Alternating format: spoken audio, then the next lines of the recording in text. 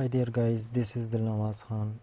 तो आज की वीडियो में जिस टॉपिक को हम डिस्कस करने जा रहे हैं वो टॉपिक एक बहुत ही इम्पोर्टेंट टॉपिक है। और रिएक्ट नेटिव का जो जितने भी कंपोनेंट्स हमने डिस्कस अभी नहीं किए वो सारे कंपोनेंट्स प्लस कोई भी आप एप्लीकेशन रिएक्ट नेटिव में बनाते हैं तो वो एप्लीकेशंस जो होती हैं वो इस टॉपिक की डिपेंडेंट होती हैं। क्योंकि जब तक आप इस टॉपिक को अच्छे तरीके से अंडरस्टैंड नहीं करते, इसकी जो निटी ग्रिटीज़ हैं उनको नहीं समझते, तो आपको जो है रिएक्ट नेटिव में डेवलपमेंट करते हुए मुश्किलात का सामना करना पड़ता है। तो आज का जो टॉपिक है वो बेसिकली यूज़ स्टेट पर है कि रिएक्ट नेटिव में यूज़ स्टेट क्या होती है और इसको क्यों यूज़ करते हैं।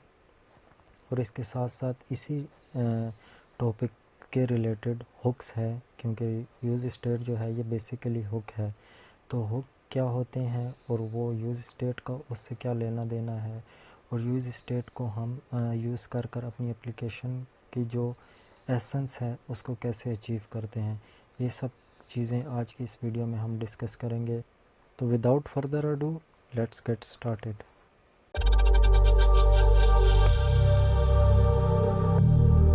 गाइस, सबसे पहले हम ये चीज़ देख लेते हैं कि यूज़ स्टेट हुक जो है उसको यूज़ करने की ज़रूरत क्यों पड़ी। क्योंकि रिएक्ट नेटिव में जो है वेरिएबल्स बनाने के और भी बहुत से तरीके हैं। मसलन हम कहते हैं let x is equal to zero, var y is equal to false, और कॉन्स्ट भी एक वेरिएबल की टाइप होती है, z इज़ इक्वल टू 1.0। ठीक है, मैं कुछ भी रैंडम सा दे देता हूँ।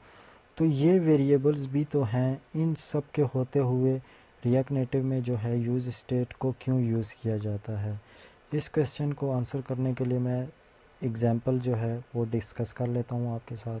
सबसे पहले आप ये देख लें कि हमारे पास ये x का वेरिएबल है और हमारे पास यहाँ बटन है। मैं ये चाहता हूँ कि बटन पर जब भी क्लिक करें तो जो काउंट है वो इसका इंक्रीज़ हो, यानी +1 से ये इंक्रीज़ हो। तो यानी इस बटन पर जब भी क्लिक किया जाएगा, मैं आपको कंसोल में दिखा देता हूँ, मैंने कंसोल लगाया हुआ है, बटन टैप्ड का कंसोल आ रहा है। तो इस मेथड को कॉल किया जाएगा और इसमें हम x की वैल्यू जो है वो इंक्रीज़ कर देते हैं। तो मैं कहता हूँ x is equal to x + 1। ठीक है, तो अब ये चीज़ जो है हमें स्क्रीन पर यहाँ 0 के बजाय हमें 1 नज़र आनी चाहिए, और फिर दोबारा क्लिक करूँगा तो 2 होनी चाहिए। हालांकि यहाँ हमने x की वैल्यू जो है वो अपडेट कर दी है, लेकिन हमें जो है अपडेटेड वैल्यू स्क्रीन पर नज़र नहीं आ रही। लेकिन अगर मैं कंसोल में आपको दिखाऊं कि x की वैल्यू जो है वो क्या है, तो देखें x की वैल्यू 1 हो गई है, लेकिन अभी तक हमारे पास 0 आ रहा है। मैं दोबारा क्लिक करता हूँ, x की वैल्यू 2 हो गई है, हमें अभी भी 0 ही नज़र आ रही है। तो ये नॉर्मल वेरिएबल्स जो होते हैं ये रिएक्ट नेटिव में जो है इनकी अपडेशन के ऊपर स्क्रीन को री रेंडर नहीं किया जाता कि जो अपडेटेड वैल्यू हैं वो दिखाई जाए। तो इस चीज़ को अचीव करने के लिए रिएक्ट नेटिव में जो यूज़ स्टेट का हुक जो है उसका इस्तेमाल किया जाता है। तो आपने कभी भी इन वेरिएबल को यूज़ कर कर जो है अपनी स्क्रीन पर जो आउटपुट है वो अपडेट नहीं करनी। ये वेरिएबल्स फंक्शंस के अंदर यूज़ हो सकते हैं, जावास्क्रिप्ट के वेरिएबल्स हैं, तो इनको आप यूज़ कर कर आप प्रोसेसिंग के दौरान अपनी वैल्यूज़ को थोड़ी थोड़ी देर के लिए यूज़ कर कर उनके ऊपर जो है उनकी वैल्यूज़ को जो है मैनिपुलेट कर सकते हैं। लेकिन जब आपसे ये रिक्वायर्ड हो कि आपने स्क्रीन पर उन वैल्यूज़ को या वो जो मैनिपुलेशन है उसके बाद का जो रिज़ल्ट है वो रेंडर करवाना है, तो उस केस में आपको यूज़ स्टेट का यूज़ करना पड़ेगा। Welcome back guys. तो यूज़ स्टेट को और हुक्स को डिस्कस करने से पहले मैं ये रिकमेंड करूँगा कि आप जो हैं इस डॉक्यूमेंटेशन को एक बार ज़रूर देख लें, क्योंकि इसमें बहुत सारी ऐसी चीज़ें हैं जो बताई हैं जो शायद मैं इस लेक्चर में ना बता पाऊँ, क्योंकि एक बहुत ही लेंथी टॉपिक है। तो हुक्स के रिलेटेड जितनी भी सारी चीज़ें हैं वो यहाँ डिस्कस हैं, और ये क्यों बनाया गया था उसके रिलेटेड एक डेडिकेटेड वीडियो भी बनाई है रिएक्ट रिएक्ट नेटिव की टीम ने, तो उसको भी अगर आप देख लें तो आपके बहुत सारे डाउट्स क्लियर हो जाएंगे। इसके अलावा जितने भी जो मेनली और जो हमारी यूजली डेवलपमेंट में यूज़ होते हैं वो सारी चीज़ें मैं डिस्कस कर लूँगा आज। लेकिन इसके अलावा भी अगर आपको कोई डाउट हो या कोई वो हो तो आप क्वेश्चन जो है वो कमेंट बॉक्स में प्लेस कर सकते हैं, तो मैं कोशिश करूँगा कि उसका आंसर दे सकूँ। तो सबसे पहले जो है रिएक्ट नेटिव में जो है हुक्स जो हैं वो इंपोर्ट जो होती हैं वो मैं आपको बता देता हूँ कि इंपोर्ट कैसे करते हैं। तो सबसे पहले जो आपके हुक्स होते हैं ये बेसिकली ये होते हैं कि आप अपनी कोई भी फंक्शनैलिटी है उसमें किसी भी चीज़ को हुक इन करने के लिए आप हुक्स का यूज़ करते हैं। कोई भी ऑब्जेक्टिव अचीव करने के लिए आप हुक्स का यूज़ करते हैं। इसकी ये बेसिकली क्या करता है कि कुछ भी एक पर्टिकुलर सेट ऑफ एक्शंस होते हैं जो हम उस फीचर में ऐड करते हैं हुक्स की मदद से। अब ये जो हुक्स होते हैं ये रिएक्ट नेटिव की तरफ से भी आते हैं, जो जैसा कि आज जो हम एक डिस्कस करेंगे यूज़ स्टेट के नाम से है। ये रिएक्ट नेटिव की तरफ से भी आते हैं बहुत सारे हुक्स, और इनको कस्टमली भी बनाया जाता है। हम अपनी रिक्वायरमेंट के हिसाब से भी बनाते हैं वक्तन फ़ौक्तन जब भी हमें ऐप में ज़रूरत पड़ती है। तो हुक्स को कस्टम कैसे बनाते हैं वो तो हमारी बात की डिस्कशन है, वो हम न फर्दर जाकर आगे देखेंगे कि कस्टम हुक कैसे बनाए जाते हैं और उनका फ़ायदा क्या होता है। जो आज की वीडियो है वो यूज़ स्टेट पर है। तो बेसिकली यूज़ स्टेट भी हुक्स में से है, और हुक का जो कन्वेंशन है वो आपने याद रखना है कि जब भी आपको रिएक्ट नेटिव में यूज़ के बाद कोई चीज़ नज़र आए, मसलन यूज़ इफ़ेक्ट, यूज़ स्टेट, ठीक है, यूज़ रेफ, इस तरह की जितनी भी आपको चीज़ें नज़र आएंगी वो हुक्स हैं सारी, ठीक है, और वो बिल्ट इन हुक्स हैं। तो सबसे पहले हमारी जो है हुक जो है यूज़ स्टेट वाली वो हमने रिएक्ट में से इंपोर्ट करनी है। आपने देखा होगा कि हमने जितने भी कंपोनेंट और एपीआईज़ जो डिस्कस किए हैं आज तक इस वीडियो में, वो सारी हमने रिएक्ट नेटिव में से इंपोर्ट की हैं। इस जगह पर व्यू के बाद या इसी तरह हम कोमा लगाकर इंपोर्ट करते थे, लेकिन जो आज की है वो हम रिएक्ट में से इंपोर्ट कर रहे हैं।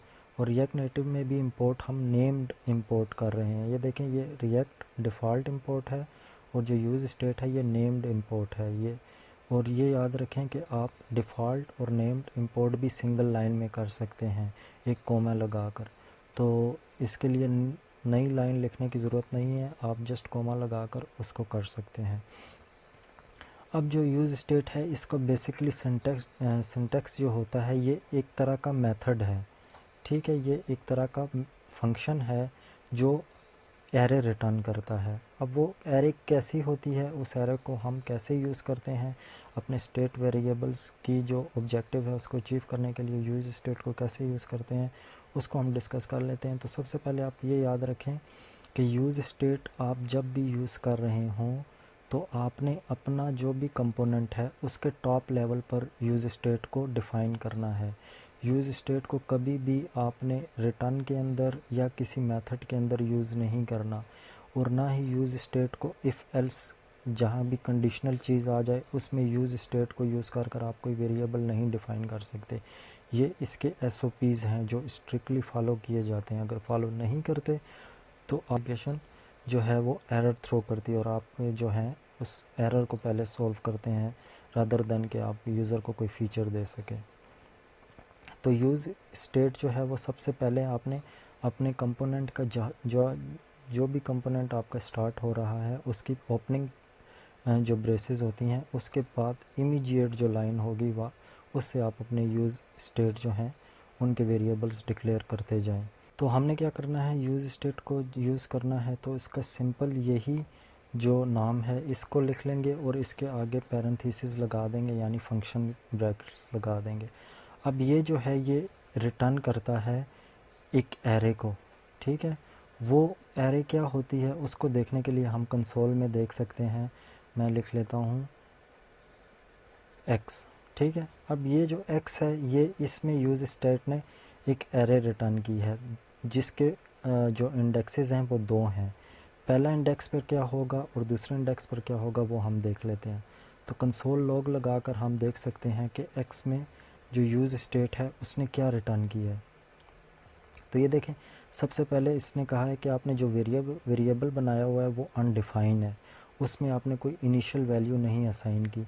तो ये इनिशियल वैल्यू पहले इंडेक्स पर देता है कि जो भी आप इसमें असाइनमेंट करते हैं, इस जगह पर इसकी पैरेंथेसिस में आप कोई ना कोई वैल्यू असाइन करते हैं, तो वो वैल्यू जो है उसको यहाँ 0 इंडेक्स पर दिखाया जाता है। और जो दूसरा इंडेक्स होता है वो सेट स्टेट होता है। यानी अगर आपने इस वेरिएबल में ये जो यूज़ स्टेट का वेरिएबल बनाया है, इसमें मॉडिफिकेशन करनी है, इस वेरिएबल की जो वैल्यू है उसको अपडेट करना है, तो आपने इसके 1 इंडेक्स को यूज़ कर अपनी जो मॉडिफिकेशन है उसको दिखाना है। तो इसको बजाय इसके कि हम x ऑफ ज़ीरो, यानी ये इस तरह हम यूज़ करें x ऑफ ज़ीरो, यानी इसकी वैल्यू गेट करने के लिए, और अगर हमें कहीं ज़रूरत पड़ जाए चेंजेस की तो हम क्या करेंगे x ऑफ 1 और फिर आगे चेंजेस करेंगे। तो ये काफ़ी एक ट्रिकी चीज़ हो जाती है। उस चीज़ से बचने के लिए हम क्या करते होते हैं, इसको डिस्ट्रक्चर कर लेते हैं, एरे डिस्ट्रक्चर, ऑब्जेक्ट डिस्ट्रक्चर। इसके ऊपर भी मैं अपनी आने वाली वीडियोज़ में डिटेल वीडियो बनाऊंगा कि डिस्ट्रक्चरिंग क्या होती है और कैसे की जाती है। लेकिन वक्ती तौर पर हम ये कह देते हैं कि हम क्या करेंगे, इसमें इनिशियल वैल्यू 0 दे देंगे और अपने जो डिस्ट्रक्चर कर लेंगे इसके 0 इंडेक्स को गेट करने के लिए हम उस 0 इंडेक्स को नाम दे देंगे काउंट का। और उसके बाद जो है अपना जो सेट स्टेट है उसको हम सेट काउंट का नाम दे देंगे। ये नेम्स जो होते हैं ये आपकी मर्ज़ी होती है, यानी आपने 0 इंडेक्स को जो रेफ़र करना है, आप काउंट के नाम से रेफ़र कर रहे हैं, और 1 इंडेक्स को जब आपने रेफ़र करना है तो सेट काउंट से रेफ़र कर रहे हैं, बजाय इसके कि आप square brackets multiple time use करें और अपनी जो कोडिंग है उसकी रीडेबिलिटी को कंप्रोमाइज़ करें। तो अब आपने क्या कर दिया, अपने 0 इंडेक्स को एक नाम दे दिया और 1 इंडेक्स को एक नाम दे दिया। अब जब भी आपने इसकी वैल्यू गेट करनी है, यानी किसी जगह पर दिखानी है, किसी जगह पर उसको यूज़र को आउटपुट में दिखानी है, तो आपने काउंट को एक्सेस करना है। और जब इसकी वैल्यू को अपडेट करना है, कुछ भी मैनिपुलेशन परफॉर्म करवानी है, तो आप इसके 1 इंडेक्स यानी जो नाम इधर दिया होगा सेट काउंट।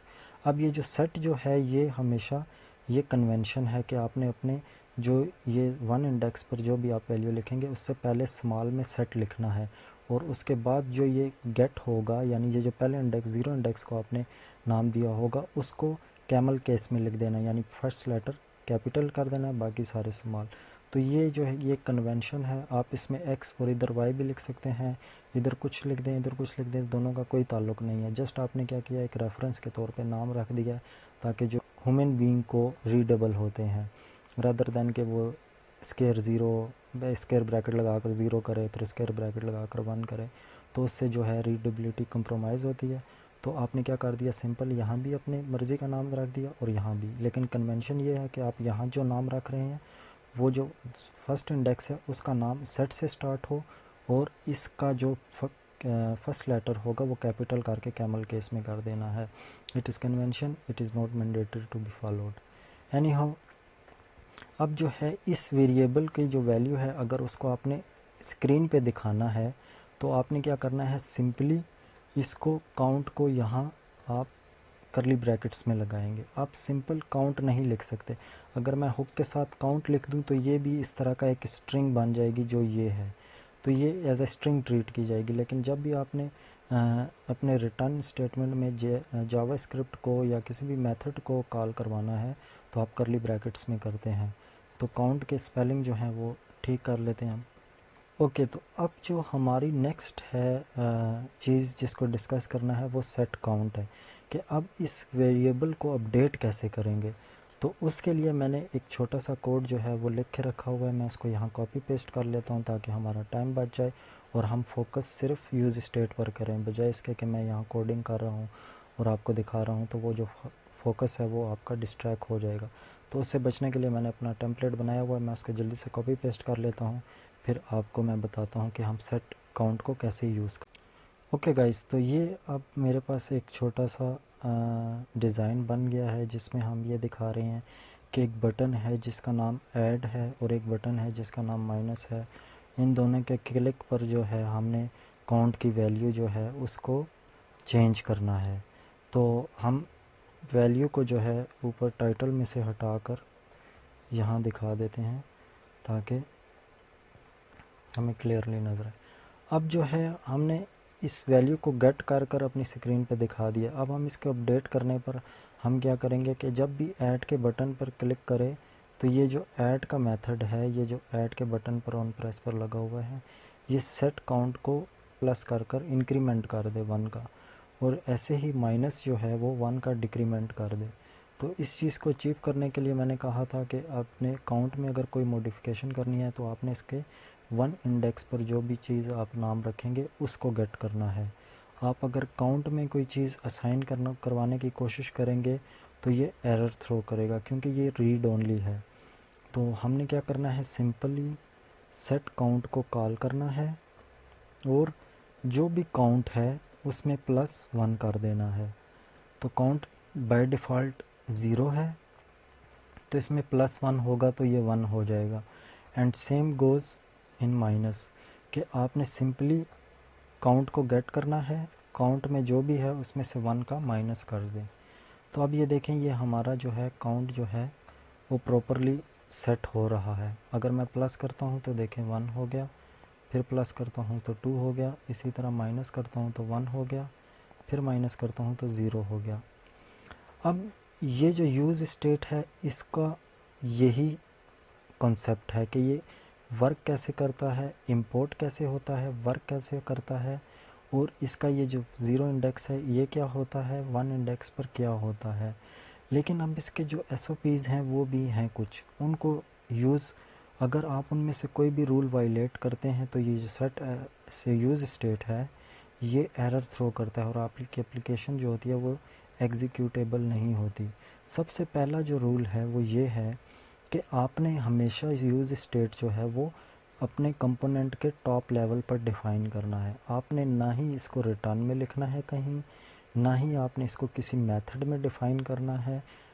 ठीक है, तो हम सबसे पहले इसके इस रूल को देख लेते हैं कि ये वाकई ही ये एरर थ्रो करता है। हम कह देते हैं एक्स सेट एक्स, ये मैं डमी सा ले रहा हूँ वेरिएबल, और इसको मैं कह देता हूँ फॉल्स।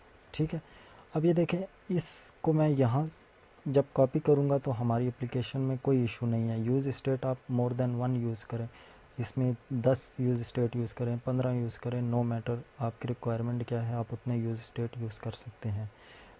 लेकिन हम ये जैसे ही इसको कट कर कर यहाँ पेस्ट करेंगे तो देखिएगा ये हमें एक एरर थ्रो करेगा। अब ये एरर जो है इसने नहीं किया, लेकिन मैं जैसे इस पर क्लिक करूँगा तो ये एरर थ्रो करेगा। देखें, error invalid hook call, hook can only be call inside of the body of function component, this could happen for one of following reasons. तो फिर ये इसने ये सारे जो SOPs हैं ये बता दिए कि आपने जो है आपका वर्जन नहीं ठीक, रिएक्ट का बुक्स जो हैं वो 16.8 में आई हैं, तो अगर उससे नीचे भी कोई वर्जन है और आप उसमें अगर हुक्स को का यूज़ करने की कोशिश कर रहे हैं तो वो भी एक वायलेशन होती है। इसके अलावा आप you might be breaking the rules of hooks, तो वो जो वेबसाइट मैंने दिखाई थी वहाँ सारे रूल्स मेंशन हैं, तो उनमें से एक रूल ये भी है कि आप फंक्शन के अंदर आप जो हुक को नहीं यूज़ कर सकते। आपने हमेशा अपनी हुक को यूज़ करना है तो फंक्शन से बाहर और अपने जो भी कंपोनेंट है उसके टॉप लेवल पर। ठीक है, नंबर 1 रूल ये हो गया। इसके अलावा एक रूल और होता है कि आप ये जो यूज़ स्टेट है इसको कंडीशनल नहीं रख सकते। मसलन आप कहते हो इफ़ काउंट ग्रेटर देन 1 तो ये वाला कॉल कर दो, तब ये वाली यूज़ स्टेट में ये वेरिएबल डिक्लेयर कर देना, अदरवाइज़ मत डिक्लेयर करो। तो उस केस में भी आप एरर कर रहे हो। आप इस सिनेरियो में यूज़ स्टेट ये कहता है कि आपके जो भी स्टेट वेरिएबल हैं वो आप जिस ऑर्डर में लिख रहे हो उस ऑर्डर में जब जब भी ये कंपोनेंट री रेंडर होगा, यानी ये कंपोनेंट रिफ्रेश होगा या स्क्रीन दोबारा जो है ड्रा होगी डोम पर, तो उसमें जो आपने सीक्वेंस रखा हुआ है वो सीक्वेंस कभी भी डिस्टर्ब नहीं होना चाहिए। ऐसा नहीं होना चाहिए कि ये पहले एग्जीक्यूट हो जाए, ये बाद में हो जाए, या नीचे वाला जो है वो सबसे पहले हो जाए, टॉप वाला सबसे बाद में हो जाए। तो ये सीक्वेंस कभी भी डिस्टर्ब नहीं करना। तो सीक्वेंस हमेशा कब डिस्टर्ब होता है, जब आप कंडीशंस लगा देते हैं, जब आप ये कह देते हैं कि ये हो तो ये करो, ये ना हो तो ये मत करो। तो इस केस में जो सीक्वेंस है यूज स्टेट्स का वो डिस्टर्ब हो जाता है। देखें अब जैसे यहाँ ही पहला सीक्वेंस डिस्टर्ब हो गया कि हमने डिक्लेयर 2 यूज स्टेट किए हैं, और जब वो फर्स्ट टाइम रेंडर हुआ तो वो कह रहा है उसने उसको ये एक यूज स्टेट तो मिल गया लेकिन दूसरा जो था वो नहीं मिला। तो उस वजह से जो है सीक्वेंस जो है इसका डिस्टर्ब हो गया है। तो इसलिए आपने कभी भी यूज स्टेट में अपना कंडीशनल यूज स्टेट आपने डिफ़ाइन नहीं करनी। अब इसके अलावा जो हैं इसके और भी बहुत सारे रूल्स हैं, लेकिन ये कुछ कॉमन से ऐसे होते हैं जो एज अ बिगिनर इंसान कर जाता है, तो उनको मैंने डिस्कस कर लिया।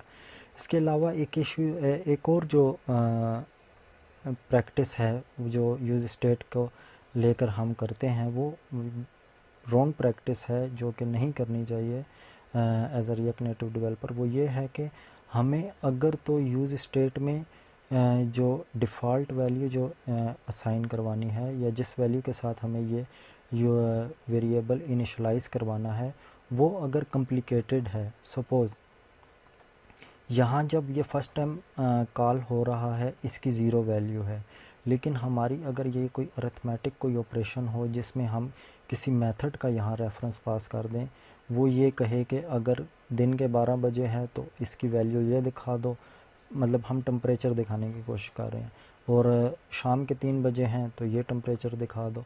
तो उस केस में हम क्या कर रहे हैं, हम जो डिफ़ॉल्ट वैल्यू है वो हम इसको डायरेक्ट जो है नहीं दे सकते, हम एक मेथड डिफ़ाइन कर लेते हैं, उस मेथड में जो है उसका जो है पास करवा देते हैं वैल्यू, वो यहाँ रिटर्न करती है, तो ये जो है कॉल होता है। अब इसका इशू ये होता है, सपोज़ मैं यहाँ एक वो मेथड जो इसके मैं बात कर रहा हूँ वो बना देता हूँ, और यहाँ हम वक्ती तौर पर हम जस्ट सिंपली ज़ीरो को रिटर्न कर लेते हैं। अब ये देखिएगा कि मैं जब इस मेथड को कॉल करूँगा तो ये इनिशलाइजिंग काउंट जो है ये कितनी बार रिटर्न होगा।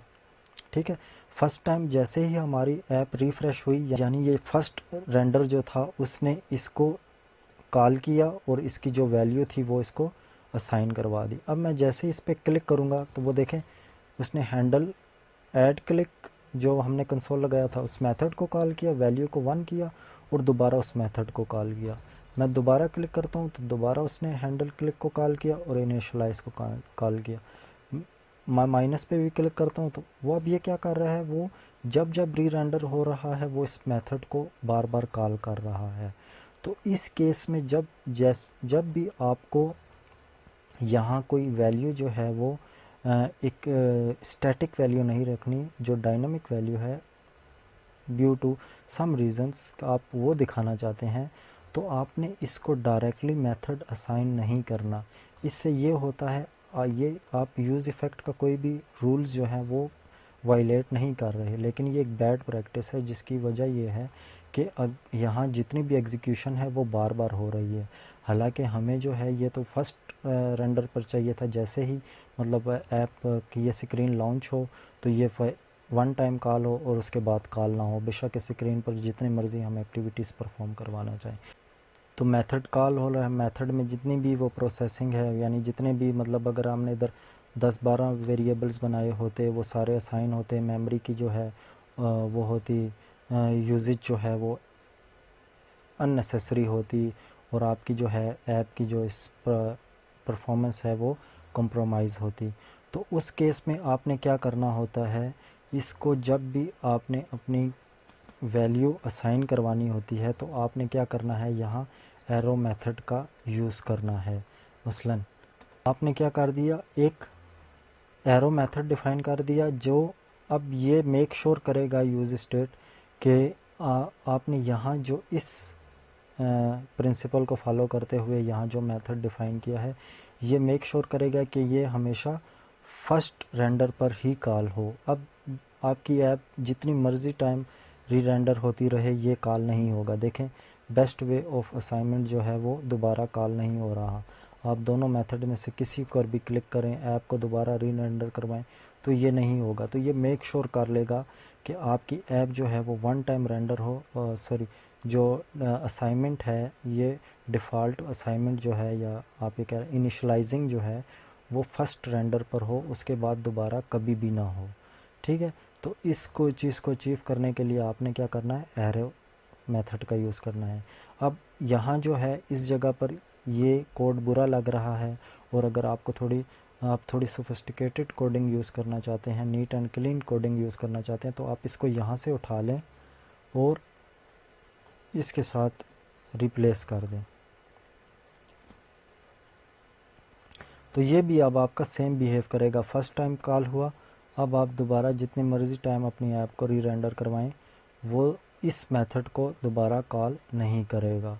क्यों? क्योंकि आपने जो है इसका ये तरीका फ़ॉलो कर लिया है। जो एरो मेथड है ये मेक श्योर कर लेता है कि फर्स्ट टाइम पर हो, उसके बाद दोबारा ये कॉल ना हो। इसके अलावा ये है कि अब अगर हमारा ये रिक्वायरमेंट है कि हमने जो सेट स्टेट ये जो तरीका है ये भी बैड वे ऑफ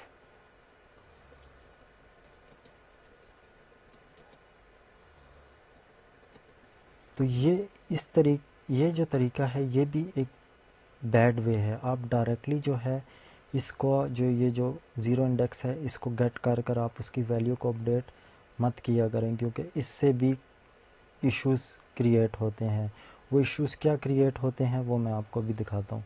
आप सपोज़ ये कर लें कि हमारी ये रिक्वायरमेंट है कि हैंडल ऐड जो है ये जब क्लिक हो तो इसमें 1 की बजाय 2 का इंक्रीमेंट हो, यानी ये जो सेट काउंट है ये 2 बार कॉल हो। यहाँ मैं डायरेक्टली 2 लिख सकता हूँ, लेकिन ये नहीं, हमने ये करना है कि सेट काउंट को 2 बार कॉल करना है और उसमें 1 का इंक्रीमेंट देना है। तो इस चीज़ को अब जब मैं यहाँ एग्जीक्यूट करूँगा तो देखिएगा ये क्या करेगा। तो अब ये जो तरीका है, हमारी ये रिक्वायरमेंट है कि 2 बार इसको सेट काउंट को कॉल करना है और हर बार 1 का इंक्रीमेंट देना है। इनिशियल वैल्यू हमारी 0 है यहाँ से जो हम रिटर्न कर रहे हैं। तो अब मैं जब क्लिक करूँगा तो आप देखें 1 आया है। हालांकि होना तो ये चाहिए था कि सेट काउंट 0 था इनिशियल लेवल पे, 0 + 1 1, देन वो सेकंड लाइन पे आया तो ये 1 हो गया था, 1 + 1 2 होना चाहिए था, लेकिन ये अभी तक 1 दिखा रहा है। तो ये बात आपने याद रखनी है कि यूज़ स्टेट जो है इसका ये जो सेट वाला मेथड है ये जब आप कॉल करते हैं तो ये जब तक ये स्क्रीन री रेंडर नहीं होती तो ये चेंजेस को रिफ्लेक्ट नहीं करता, चेंजेस को नहीं दिखाता स्क्रीन पे। और ये जो ज़ीरो इंडेक्स है ये हमेशा चेंजेस होती हैं सेट काउंट की। यहाँ जो चीज़ आप चेंजेस करते हैं तो वो ये इस जगह पर तब आती हैं जब स्क्रीन एक बार री रेंडर हो जाती है। जब तक री रेंडर नहीं होती तो इसमें पुरानी वैल्यू पड़ी होती है। पुरानी वैल्यू बाय डिफ़ॉल्ट जो थी हमारे पास 0 थी। तो जब आपने फर्स्ट टाइम कॉल किया तो 0 + 1 1।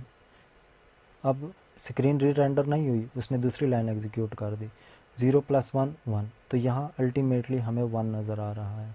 तो इस चीज़ को ओवरकम करने के लिए मैं इस लाइन को जो है कमेंट कर लेता हूँ और इस लाइन को जो है मैं अपडेट करता हूँ कि इस चीज़ को अचीव करने के लिए आपने क्या करना होता है। इसका जो एक मेथड होता है वो यूज़ करना होता है। वो ये कहता है कि आपके सेट काउंट में जो प्रीवियस वैल्यू है, इसका आप नाम कुछ भी रख सकते हैं वैसे, तो मैं इसका प्रीवियस काउंट रख लेता हूँ ताकि ये से रेलिवेंट रहेगा।